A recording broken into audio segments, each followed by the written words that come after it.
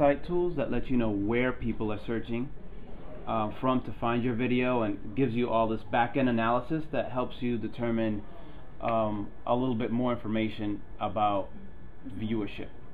Is that a paid add-on? No, if you actually go to any YouTube video and you can look at where the views are, you click the link and it lets you know the country they're from, the demographics, the age, male or female. Don't know where they pull out this data, but it's there. So click on any video. And in regards to what they were saying about those services, you can do this through Blip TV and cross-post to YouTube.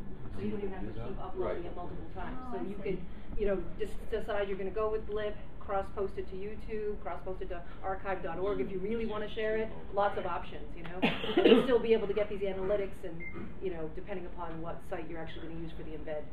The only thing... So there you see how it's first embedded on that website, so then now you could establish a relationship with that blogger to say, oh, thank you for cross-posting it, you were first. You could even run contests around that.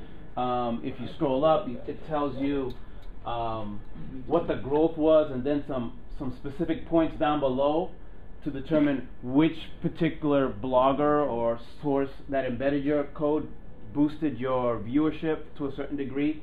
If you keep scrolling down, it tells you the demographic, the age, where they're located. So it's an analytics because they're leveraging Google's analytical engine. And you scroll down below, then it also gives you if you've been rated. So sometimes videos get tagged like most subscribed, it reached the top 100, all those types of things, and you can look at these stats to to add that to your channel to kind of, it's like the seal of approval. It's like that whole award system. So all the stuff is there, and you don't have to pay for that, right? Wow, yeah, so it's great. The thing to keep in mind, though, YouTube's all and well, but if your video has a certain length, and I forget what it is, I think it's in 10 minutes. 15. If you have an hour-long video, when I've done hour-long videos, you can't do it on YouTube. You can't do it on Vidler. And at the time, I wanted the cheapest alternative to put something up it with Blip TV. Yeah. So. Yeah, Blip is sort of. Yeah, no, I used Vimeo quite a bit. Actually, you can go over the limit if you go and apply as a director. Yeah. Yeah. If you're a director, but you have to go through a whole director process of Right. filling out all this paperwork. I've applied twice.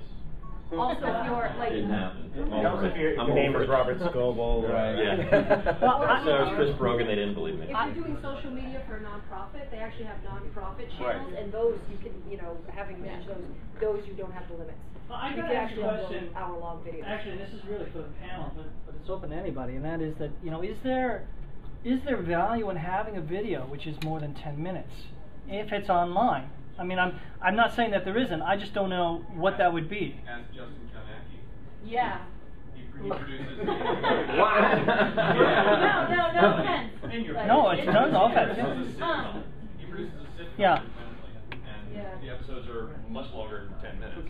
Well, our show that I do with Jeff Cutler called On X3, us going out to lunch and filming that runs close to 40 minutes sometimes. Usually we try to keep it under a half an hour, but people watch it while they're eating lunch and are experiencing that type of show. So I guess it depends upon the purpose of the show, right? I was about to post using YouTube's the rental feature that they have. Now I'm going to test that out with a full-on concert DVD that we taped, and see if I can do that as a rental thing. But that's also paid content. Yeah. Right. But I mean, I have to be able to upload something. So let's just pull it back a bit from a non-profit perspective, Okay. where you're not intent on making money from it, but you're producing video for something. Maybe it's to promote your own personal brand, or you're not necessarily expecting to get money in return. I'm just curious, are there other people that are using it? So there's some guidelines here as far as length and as far as like the content size. Like if you watch a TED video, they tend to be a little bit longer because it's educational, and more people would stay on that because they're getting a high level of education. But / entertainment, it just can't be a boring lecture on clouds or whatever. Maybe people are into clouds, right? But there has to be some sort of level of entertainment to keep people engaged, or like a format of speaker, dynamic speaker. So those tend to have the same type of thing. Or if it's like a webinar, webinar kind of assumes like audio. But if you have anything that's showing some things or leveraging the video, so see, these are the guidelines. And it's unfortunate that Google Video is no longer available, because they used to allow you to put videos that were 90 minutes long. Now they cap that and focus more on YouTube. but these are just some of the guidelines, not only for the length, but also for describing the video in and of itself there below. Yeah. You can still get Google Video through a Google Apps relationship. I Yeah. met a guy last weekend at PodCamp Pittsburgh who not only did I meet Justin, who runs a long time running show, but another gentleman runs an hour-long web show, and he has caller ins, and they have a topic that they discuss at great length. So, and they've been on the air for 5 years online, and they have a base where they get followed and they get call-ins every single Monday night. They have a set, they do everything, and it's an hour long. And he has a director through YouTube, and he hosts it on his own WordPress site. So I mean, it can be very successful to be an hour long as the content is correct. It depends. It's like everything else. You have snackable content, right? You have tweets, and you have short blog posts, and then you have, you know, kind of almost white papery type big stuff, and it really depends upon the content, the audience, and you might want to offer your audience all of those options, so that if they want to just get little snippets from you, great, you do some little quick hit stuff, but then occasionally you do some diatribe type long stuff. Yeah, one of the things we discussed before is that the slide was there. The average commute time is about 20 minutes. Right. So you could have 2 videos that are 10 minutes on YouTube, or you could take that. And one thing about YouTube is you could make it into a podcast. You could put that into iTunes, and that becomes a channel, so people could actually listen to this video content. So there's different ways to kind of streak out different types of content. Now that YouTube is working on transcribing the actual audio into text, that could become a blog post that's self-written by the actual video. So there's things like that. So you're talking about maybe using public transportation commuting? Well, or if they're listening to it in a podcast. Right, exactly. So your YouTube video, like I've got a bunch of how-to and advice videos for real estate up. They're short. I could aggregate that over to a podcast without doing just through iTunes. Yeah. Really? Flip TV also Cross-post. allows you to have it distributed right to iTunes, and you can have it auto-converted into MPV, Right, format exactly. as well. So yeah, it's really helpful that way. The other thing too that I didn't highlight is your embed code is actually very flexible. You could change the size, the color, you can set some privacy settings and all these other things, and that's just really all if you click the embed, which is under every video here. And you could get those specific codes, so it fits to the site and color scheme, format, and everything else. Poor Matthew's had his hand up for like an hour. Matthew? I know I pay the price for sitting all the way in the back here. Thank you. Well, I actually wanted to back it up a bit to the discussion of lighting, because the video work that I do is in my studio in Nashua, in my basement, as I like to refer to it, because it's the basement. And like I have no experience. Like when I first started doing Ustream concerts, I had the MacBook camera pointing at my face, and that was it. And now I have like a 3-camera setup, and I got some track lighting from Lowe's, but I know nothing about like proper studio lighting. And I was wondering if any of you guys had done that sort of thing, like in a controlled environment, not like shooting on scene like you would like if you had like a flip cam and a Rode mic, which is a very nice mic, by the way. Like, can you walk me through some of that, setting up the room to make the video look better, no matter what crappy camera I'm using? Well, that's kind of an advanced topic. There's basically it's 3 camera. There's 3 light setup. So you have